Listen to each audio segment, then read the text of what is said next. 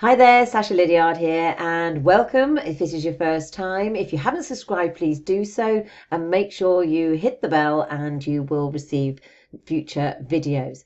So today I'm talking about spring and spring cleaning. It was the first day of spring yesterday and we've had a beautiful day today. It was well needed. It's been pretty miserable recently, but sunshine, it is sprung and we're all feeling so much better. Now, I went into a Facebook group this morning, and one of the questions that was asked was, had anyone noticed sales have gone down in the last 24 hours? To which I replied, no, quite the opposite. I've actually had a spike. And she said, do you think it's anything to do with a mass clear out? And I said, absolutely. It's spring, yes, just don't be tempted to clear out everything. You might be organizing your house, but don't go mad with your eBay store.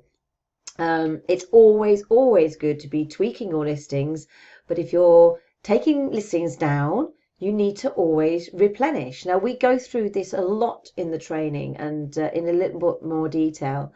But like any plant, if you prune it, it'll help it to grow, but you've got to continue to give it water and you've got to continue to give it food.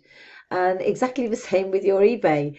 Take everything out and it'll just have a massive dip. You've just got to make sure you've got that the continuity there. I like to use a ratio of 1 to 3. So if I'm taking something out, I would add 3 more items that are related to items that I'm currently selling.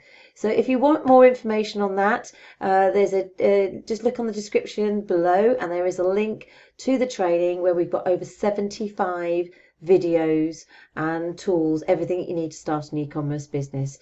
Any questions at all, ask in the comments below. If you thought this was useful, please share it with others, and I will catch up with you very soon. Take care. Bye for now.